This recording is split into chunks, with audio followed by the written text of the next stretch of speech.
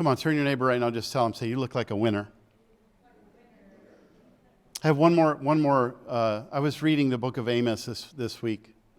And I was reading along in the book of Amos, and I got to chapter 7 and verse 14. I was just reading along, and I'm not really going to preach from this verse, but I thought it was really kind of cool and interesting. It went with this message so well. And Amos is standing there before a king, Amaziah, and he says to him, I thought it was interesting what he said, what he thought of himself. He said, I was no prophet, neither was I a prophet's son. Look what he says. But I was an herdman and a gatherer of sycamore fruit. And the Lord took me, he says. Look at that. And the Lord took me as I followed the flock. Woo. I was doing what I always did.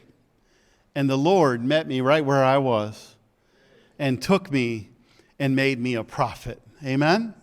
He made me a prophet. I wonder how many people in the room today could say, you know what? I was doing this, and I was drinking, and I was doing this, and I was swearing, I was cussing, I was watching pornography, I was doing things I shouldn't have done, and the Lord